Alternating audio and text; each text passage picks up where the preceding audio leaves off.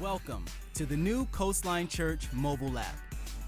We've designed this app to be a quick and simple way to enjoy everything you love about Coastline on the go. With this free app, you can do things like watch weekend messages on demand, and you can even take message notes right on your phone. You can safely and securely give online right in the app via PushPay. You can also do things like find some people to do life with by joining a small group and grow closer to God with our daily Bible reading plan. You can also do things like listen to our audio podcast, fill out a connection card, request prayer, and so much more. Stay connected. Download the free Coastline Church app today.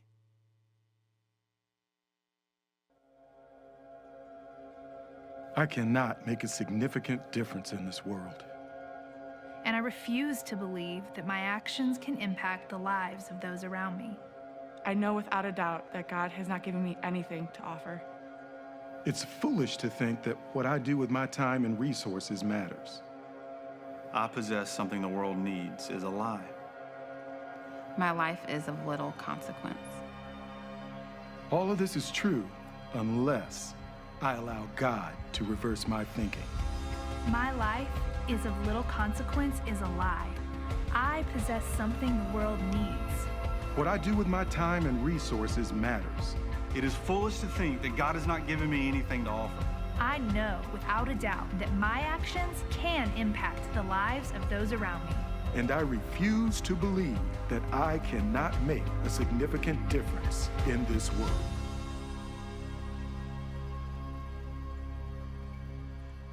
I'm excited about the new Coastline app. If you get a chance, download it this week. There are all sorts of fun things that you can do on there. One of the things that you can do is you can, on the app or on our website, you can download our new Evite cards that you can kind of load into your picture folder on your phone, and then you can send them out as text to friends that you want to invite to the Christmas Eve service or different events throughout the year. We're going to create a whole line of these kind of invite cards for at the movies, for Easter, for Christmas Eve, for you to be able to use. We also have a business card format that you can pick up at the info center on the way out, so you can have some business cards with you to invite friends, family to Christmas Eve, or the Evite text that, again, you can download this file on our website or on the Coastline app, and you can use that to invite friends. Let me say one more thing before we jump into the message. I had a couple questions this week about the legacy offering. People ask, is it too late to get it in?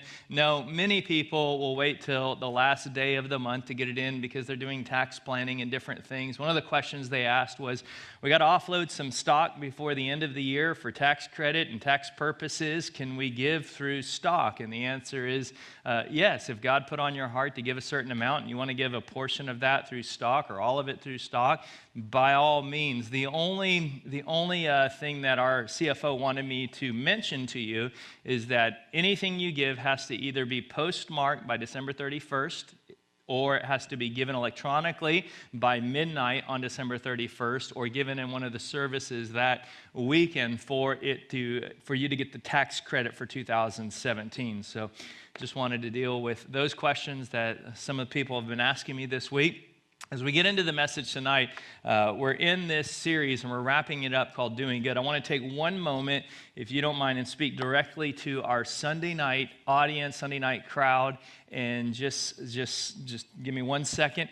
For those of you that are joining us Sunday night, let me say I'm not going to be here live tomorrow night. I'm actually going to be down with our middle school students and our high school students tomorrow night, spending some time with our teenagers.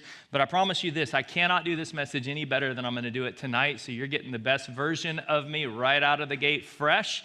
And so it's going to be good. And I just thank you for allowing me to be down with our teenagers tonight. It's just important for me to be in those services tomorrow night.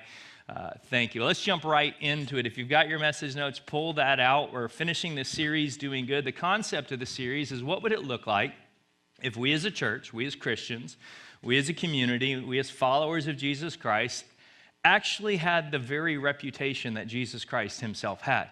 What would it look like if you and I were known for the very thing that Jesus was known for? We're known for a lot.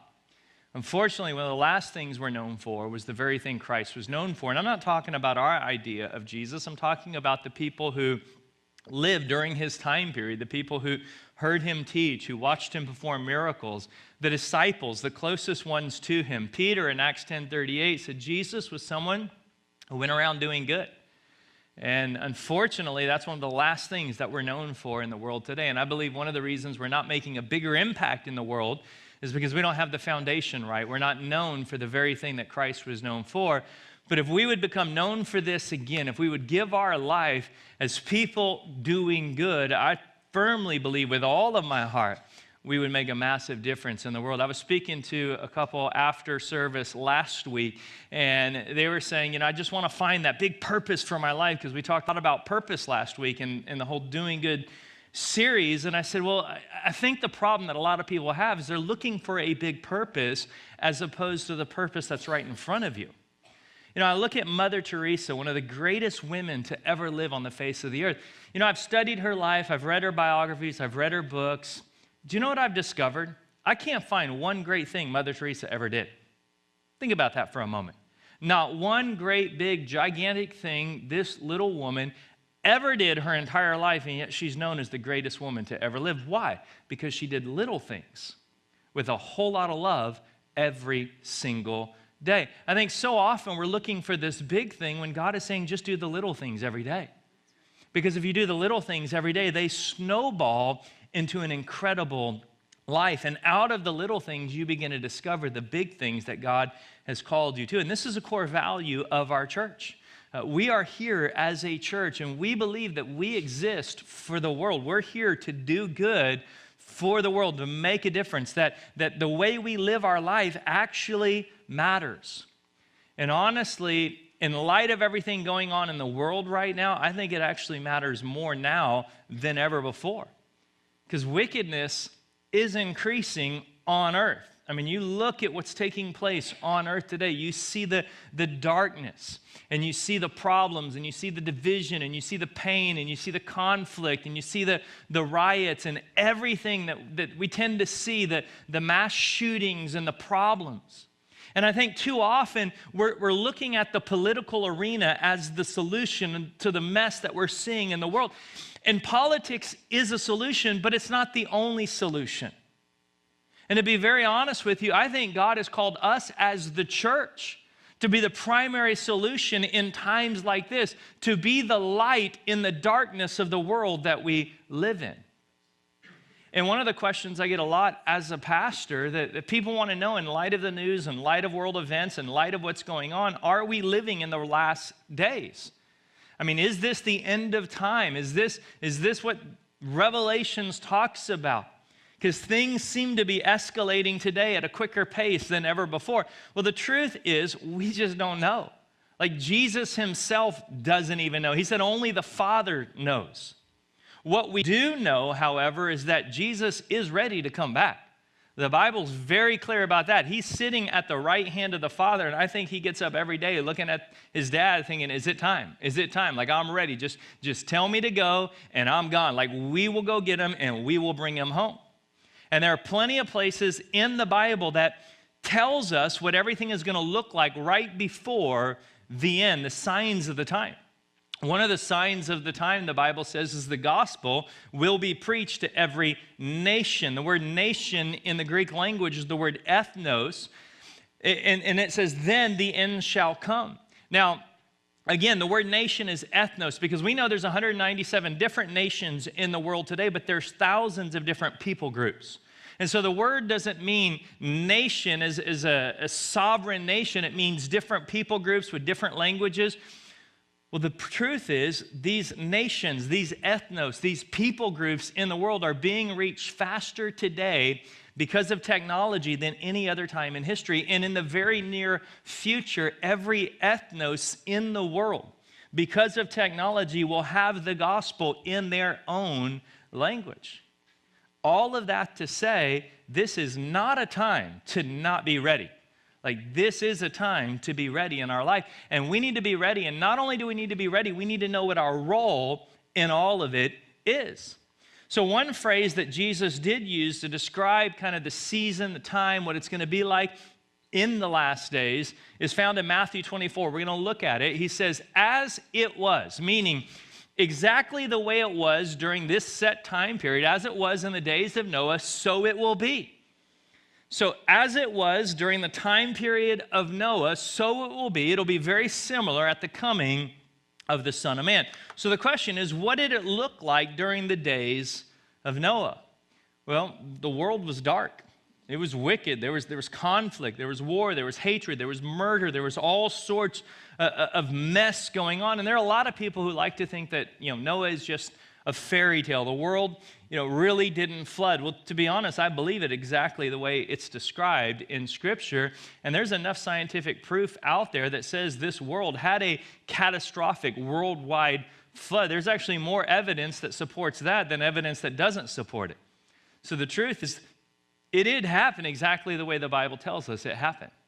It's funny, it reminds me of a story of a little girl. She was in class, and she was writing a paper on Jonah. Jonah, he got swallowed by the whale. We read it this Thursday in our one-year Bible. For those of you in the one-year Bible reading plan, he was swallowed by the whale or the great fish. We don't know if it's a whale or fish, whatever it was. He was swallowed, and her teacher in class was kind of a skeptic or atheist and says to the little girl, well, that's just a fairy tale. That didn't happen. A fish can't swallow a man. And the little girl looks at the teacher and says, well, I'll just ask Jonah when I get to heaven. And so the teacher says, well, what if Jonah didn't go to heaven? Well, the little girl thought quickly and says, then you can ask him. Moral of the story is don't argue with a little girl. They will win every time. So let's look at the days of Noah. And I want you to notice two things in this story. The Lord saw how great man's wickedness on the earth had become. I want you to understand, God sees what's going on. God is watching the news.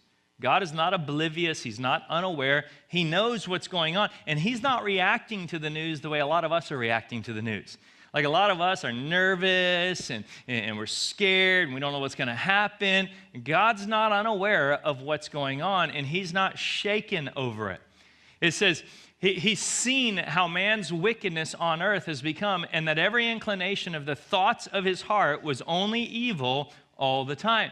The Lord was grieved, not nervous, grieved. There's a big difference. His heart was broken over this, but he wasn't nervous. He wasn't shaken over it. That he had made man on the earth, and his heart was filled with pain. So the Lord said, I will wipe out mankind whom I have created from the face of the earth, men and animals and creatures that move along the ground and the birds of the air, for I am grieved that I have made them. So God's heart was broken, and his thought, I've got to start over. It's just gone too far. People are too far gone. But instead, he does something else. It says, Noah found favor in the eyes of the Lord. So instead of destroying everything, God was actually looking for someone. And that's very important for us today, because I want you to understand God's solution right now to the darkness in the world that we see is he's looking for somebody. God is looking for someone. His solution is you. As we've said, you are God's plan A. There is no plan B. God is searching earth, and he's looking for people who will say, I will do my part. I will play the part that God has put me on earth to play. And this is the core of who our church is. If you want to understand our church, if you want to know what we're trying to accomplish, as a church, we are called to lead you through 4 specific experiences in your life.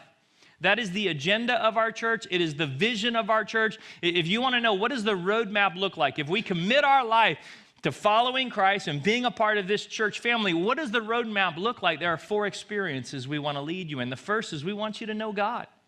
We want you, and this is number one. This is priority over everything else. If you don't know God, the number one priority of your life is that you begin a relationship with him. That's most important above all the other experiences. This is number one. Then once you know him and you build that relationship, we want to help you deal with the yesterdays in your life. We all have yesterdays. We all have days in our past where we were hurt and we were abused and we were wounded. And as a result, we've got some scars that need to be dealt with. Then we want to lead you into discovering your purpose, to figure out why God made you. Because this is very important for you to understand. Our ultimate goal as a church is not to fill this room as many times as we can on the weekend. Our goal as a church is not to see how big of a crowd we can create. Our goal isn't even to just see you saved. Like, again, if you don't know Jesus, that's number one for you. But our goal as a church is to lead you into this fourth experience, which is where you begin to make a difference with your life. You figure out why God put you on earth, and then you go do something. You make a significant difference, and God is giving you everything you need to pull this off. So often we look at the news and we look at world events and we say, God, what are you doing? And God is saying, look, I've already done my part. Now it's time for you. Like, I've given you everything you need to make a difference in the world that you live in. And this is my agenda as a pastor, is to lead you through this. This is the goal. And specifically to get you to the fourth destination. You talk to anybody on our staff, you talk to anybody on our board, they will all tell you the same thing. The touchdown of our team is to get people to the place where they're making a massive difference with their life for the kingdom of God. That's the goal. And here's the reason why we're so passionate about it. I want this verse that I'm about to show you to be on your tombstone. I want it to be read at your memorial. I want them to say this about you one day. For when David had served God's purpose in his own generation, he fell asleep. He served God's purpose. He didn't just go on vacations and work a job and pay bills and go to the mall and be involved in different sporting events and go surfing and go golfing. No, he served God's purpose in his generation. And then he fell asleep. And I love how it says, it doesn't say he died. Because the truth is, your body may die, but you will never die. Like, you live on forever. So you have to believe that you can make a difference with your life. If you're ever going to build the life of Jesus as somebody doing good, you got to believe you can make a difference. And there's three specific areas that God is calling us to make a difference in. The first is for those closest to me. And this is your first calling. Your first calling is not to the world. It's not even to our nation. Your very first calling that God has placed on your life is to those closest to you. The ones that live within your touch. That's who God is calling you to. Look at it in the Noah story. In Genesis 7, then the Lord said to Noah, go into the ark, you and your whole family. You and your whole family, because I have found you righteous in this generation. God saw something on Noah's life that benefited his family, that made a difference in his sons and his daughters and his daughter-in-laws. See, when God begins to do something through you, it'll impact everybody close to you. Let me show you this in the New Testament. Acts 16, believe in the Lord Jesus and you will be saved, you and your household. You and your house. Now, does that mean when I give my life to Christ, everyone I live with is automatically going to go to heaven? No, that's not what that's saying. What it literally means, this word household in the Greek is the Greek word oikos, which means sphere of influence. The people who are in your world. You see, when God transforms your heart in life, the people around you can't help but notice it. And it begins to change people around you because they see a light in you that they are now attracted to. They are now drawn to. And so what happens is everyone around you begins to change when you begin to change. You are called by God to make a difference to those closest to you. And this is why one of the things we encourage heavily as a church, and you'll hear about this from time to time throughout the year, is at least one out of the 52 weekends a year, you need to have an oikos friend with you in church. You need to have an oikos, somebody in your sphere of influence, neighbor, coworker, family member, sitting beside you at least one weekend out of 52 weekends a year. And I'm telling you right now, that'll be your favorite weekend of the year. In other words, you do what I can't do, and I'll do what you can't do. What I can't do is know your friends. Like I don't know your friends. I can't invite your friends.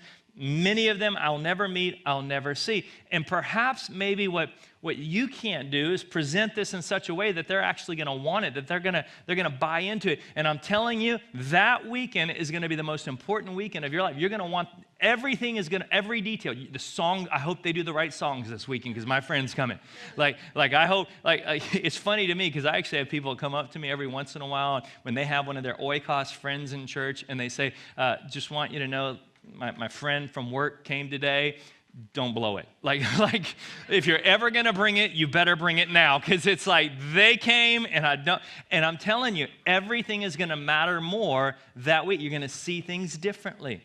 I heard the story of one of the lawyers in our church this week who his life has been just transformed by this. And he started inviting people in his oikos. And at the movies this year, he invited one of his neighbors with one of the at the movies cards. And his neighbor came, and I'm telling you, he said it was one of the greatest weekends of his life, being able to sit with his neighbors. And at the end of the service, when people were giving their life to Jesus, and he said, I'm a rule follower as a lawyer. I close my eyes when they say close my eyes, but I gotta admit, that weekend I kind of peeked. I needed to see if their hand was going up. And I'm telling you right now, if it's the weekend your oikos, his friend is here, and we have people raise their hands, you have permission to peek that weekend. You have permission to look and see, because it's going to be your favorite weekend of the year. So the first area I'm called to make a difference is those closest to me. The second area is for my generation. Again, we talked about this last week. God put us here in 2017. Like we got this generation for a reason. It wasn't an accident. We got this place, the times and place where we live. So here's the thought. Why don't we become the change that we want to see? Instead of getting on Facebook and criticizing everything and telling everyone why the world's falling apart and everything we don't like about this, why don't we go become the change that we want to see? Well, why don't you get a vision and run for office and go into politics and begin to make a difference? Why don't you get on the school board and begin to make, if you don't like what you're seeing, go change it. Let me show you a verse, and I love this verse, and this is so good for young people here tonight especially.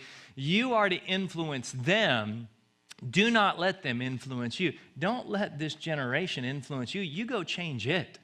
You become the change that you want to see. And then the last area that I really feel like God is calling us to make a difference is for Him, for God. We're called to make a difference for God. Again, God's looking for people.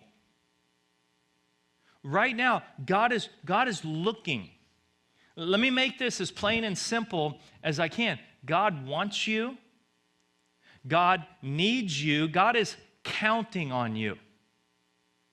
Like He is desperately looking for people to make a difference. 2 Chronicles puts it like this: the eyes of the Lord, that they're searching to and fro, they're looking. They're looking for people. He's looking throughout the whole earth to show Himself strong on behalf of those whose hearts are loyal to Him. God is looking for people committed to Him. God is looking for people loyal to Him so that He can give them a strength and an ability to make a difference in the life. And I think I just need to stop right there for a moment and just honor, thank, and give a shout out to the dream team of our church, the over 400 people who serve every month here. That make a difference with their life. For those holding the crying babies down at Coastline Kids, so that we have the opportunity to sit quietly and listen to a message. And that's dear to my heart because I've got a newborn down there right now. And to be very honest, he's not at the place where he likes my preaching yet. He's not getting a whole lot out of it. It's kind of like torture making him listen to me preach. And when my wife's trying to hold him in the service, she's not getting anything out of the message either. So I thank God that we have people down there who've been through background checks, who are trained, who are gifted, who love children, that are caring for our babies so that we could be enjoying a service like this. But here's the point. Our dream team is working well. Like we're accomplishing a lot right now as a church. We're doing good with all those people who serve.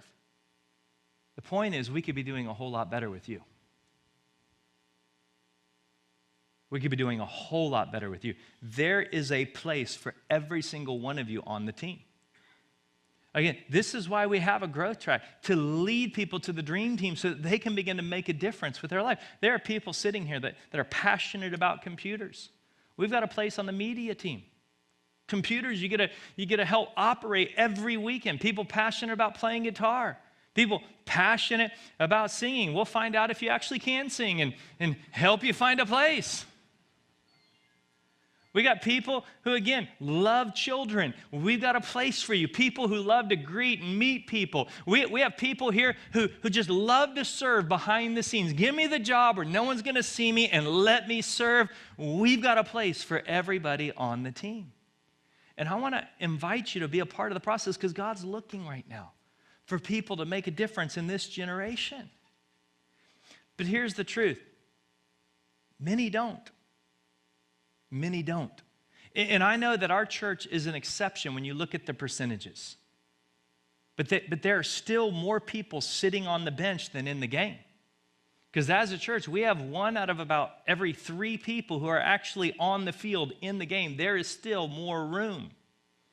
And God needs you. We need you. We could be doing a whole lot more with you. And I know there's this, the truth is there's just this great reluctance that people have. And this is one of the only areas that Jesus actually commented on this very area. Jesus said it like this: the harvest is plentiful. There's a lot to do. The problem is the workers are few. In other words, what Jesus is saying is if we could just figure out a way to get more people on the field, if we could just figure out a way to get more people into the game.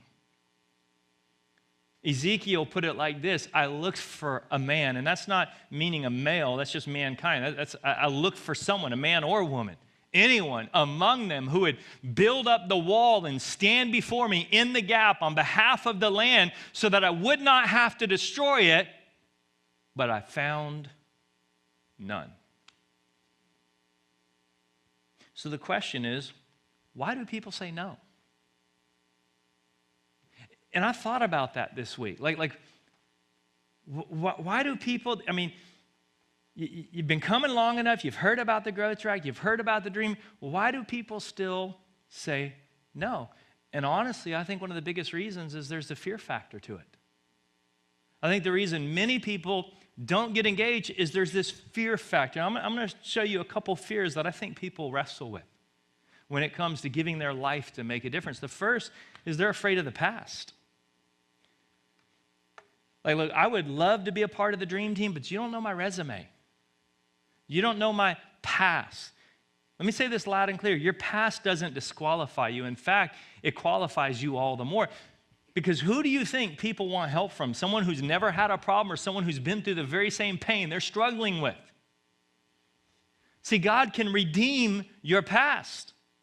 I love the way Romans puts it. God's gifts and God's call are under full warranty, meaning they can never be canceled and they can never be rescinded. Not one thing you've ever done in your past can cancel out your call or rescind it. God's call on your life is under full warranty, and you can't mess that up. You can choose not to do anything about it, but you absolutely can't mess it up. Some of you just have to get to the point where you let go of the past. Ask God to heal you so that you can be the change that you want to see. I was talking to one of the guys in our church who went through the Freedom Conference a couple weeks ago, and he said, what I loved about freedom is it took away all of our excuses. So many of us, we have these excuses for why we can't be used and why we can't serve and why we can't do this. Well, going through freedom, I realized that, wait a second, God can forgive me and God can heal me and God can deal with my past and God can close the door on my yesterdays. I've got no more excuses. The point is, you've got to let go of the past so it can let go of you. Like, you're waiting on God, God's waiting on you. Maybe it's time for you this spring to go into a freedom small group and say, you know what, I'm going to deal with the yesterdays. I'm not going to carry this anymore. Like, God's looking for someone, and I've got a part to play. God's looking for someone, and he's looking at me to make a difference with the life that he's given me. People are afraid of the past. Other people, they're afraid of the crowd. And this one's a great one for teachers and men. Men especially they worry way too much about what other people think. They just do. If I act like that, they're going to think I'm a religious nut, I'm a fanatic, and no. I'm so glad Noah didn't think that way. Aren't you? I mean, can you imagine what it was like for Noah?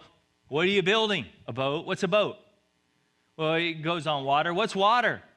Well, it comes from rain. What's rain? I mean, can you imagine what the questions Noah had to deal with every day? This had never been done before.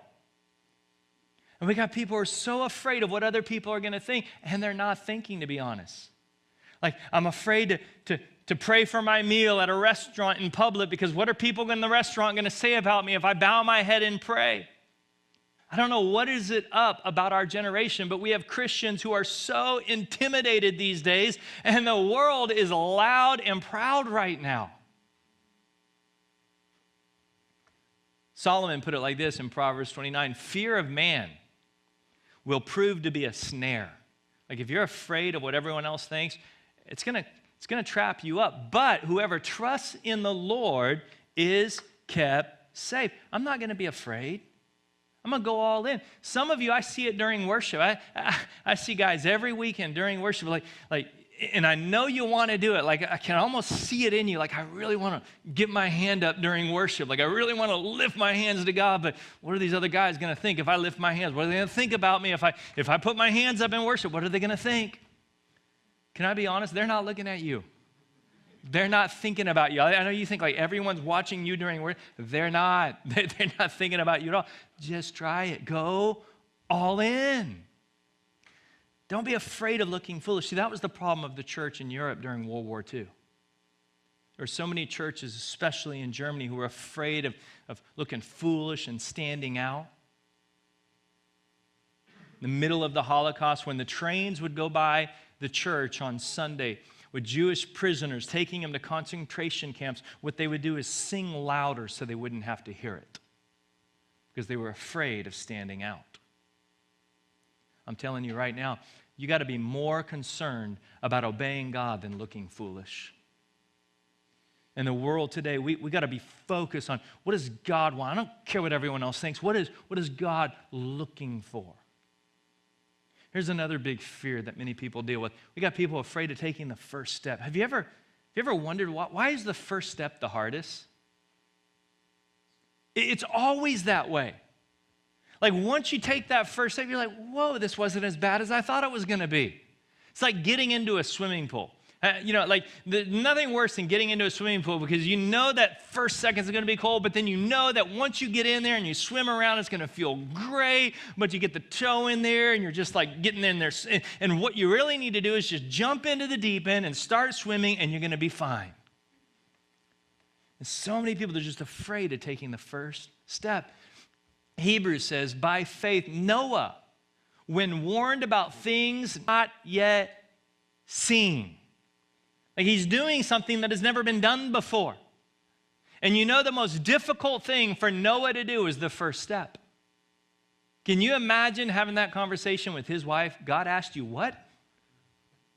I mean, the first step that he had to take to go do something that had never been done before. And I'm telling you right now, God is nudging some of you to take a step. Let me give you something that's not in your notes because I really believe God is trying to speak to a few of you. 1 Kings, the Lord said, go out and stand on the mountain in the presence of the Lord, for the Lord is about to pass by. So God is about to reveal himself, to speak, in other words.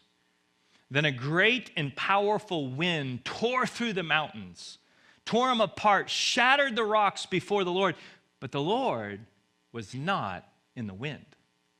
After the wind, there was an earthquake, but the Lord was not in the earthquake.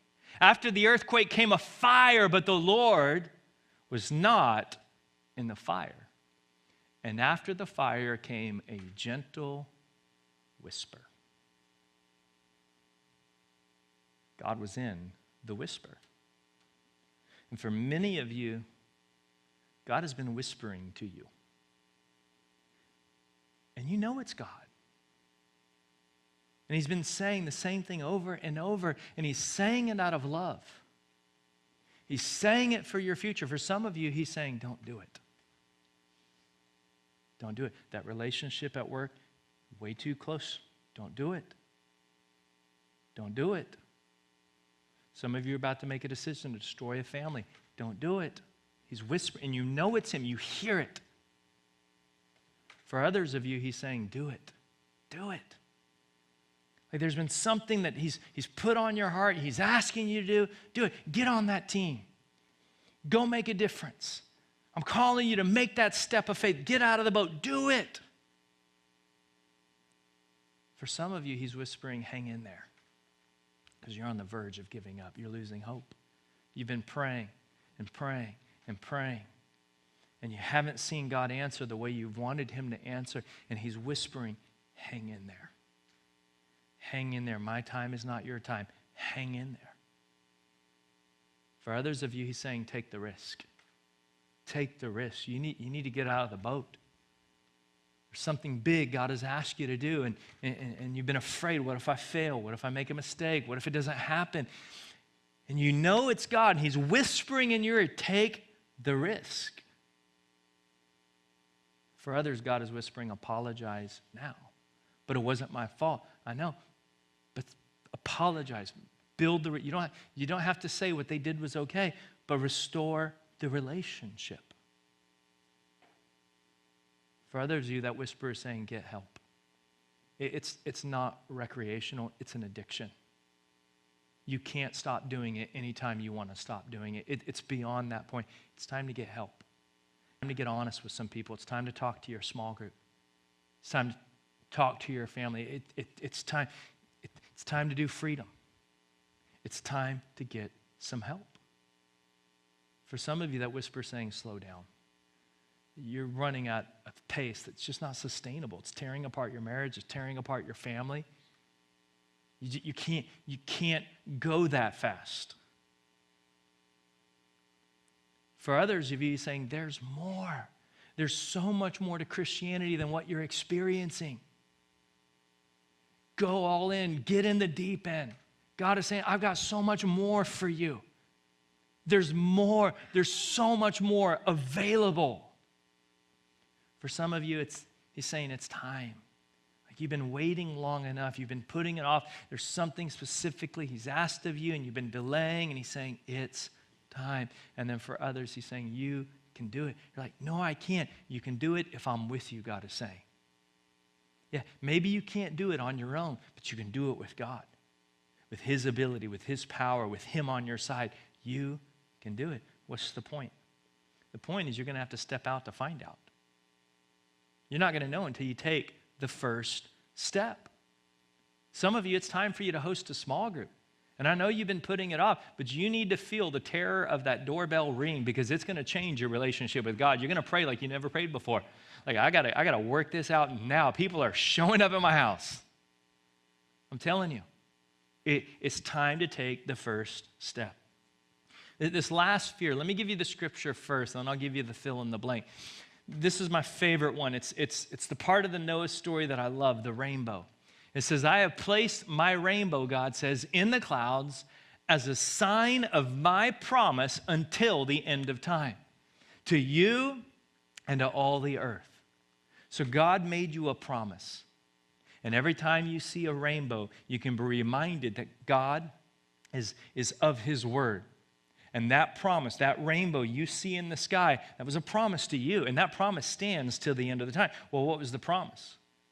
Well, Jesus told us with his last words, he said, be sure of this, I'm with you always. Like I'm never going to leave you. I'm never going to forsake you. To the end of the age, I am with you always. Now, why do we need to know that?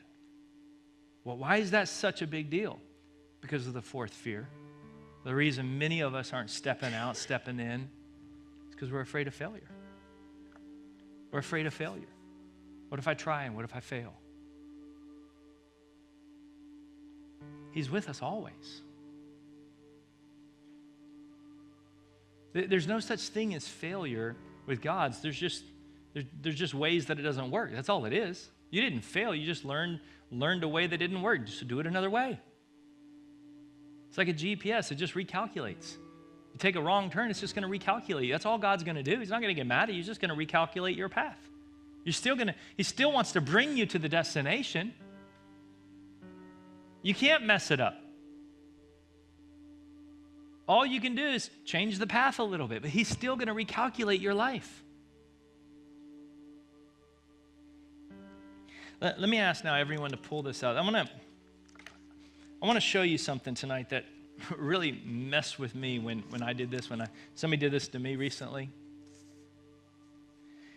What I want you to do with this little ruler, it's 1 to 110. 1 to 110. What I want you to do is I want you to imagine with your best possible guess what year of your life you're going to die.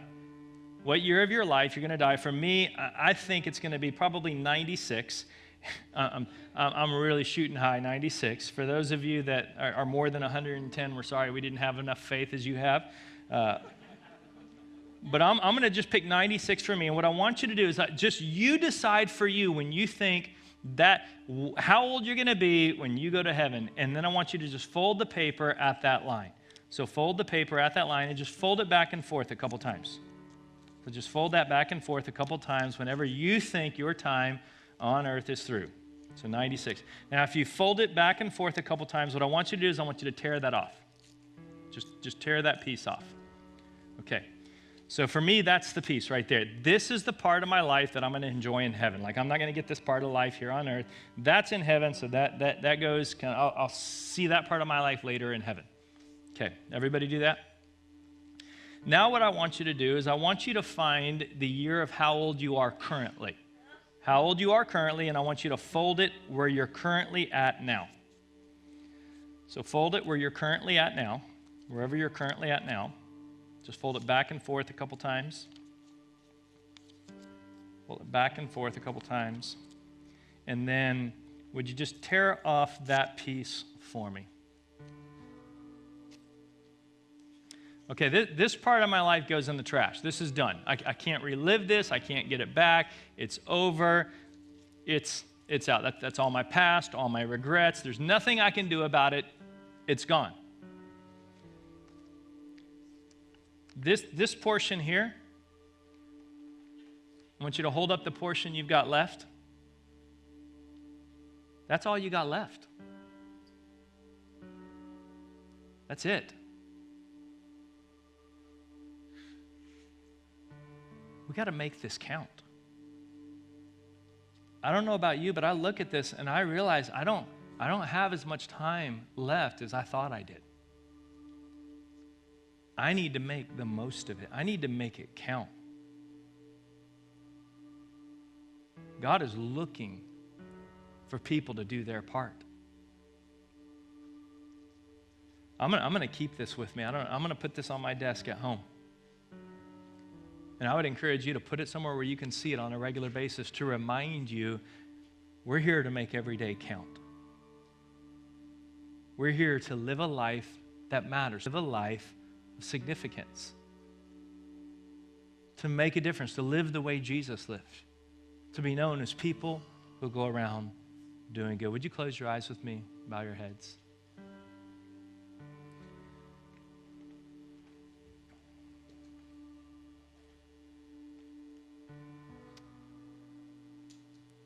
Father, I pray for every person here, God, that they would look at their life and they would realize that you placed them here for a purpose. There is a time, a season, and a reason for everything. And I pray, God, that they would say to you, I will do my part. Because you're looking for people to make a difference.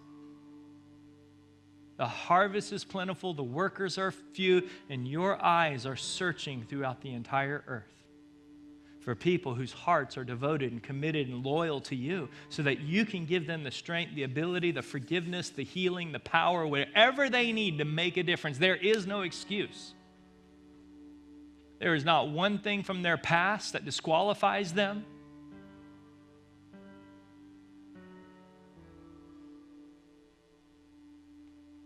You give us everything we need to make our life count. All we have to do is make ourselves available. Say, God, I give my life to you. Use me to make a difference to the people closest to me in my generation, to make a difference for you, to live the life you called me to live. In Jesus' name. Before we leave, would you stand with me? If you're here tonight and you would say, you know what? I don't know God. To be very honest, I don't have a relationship with God.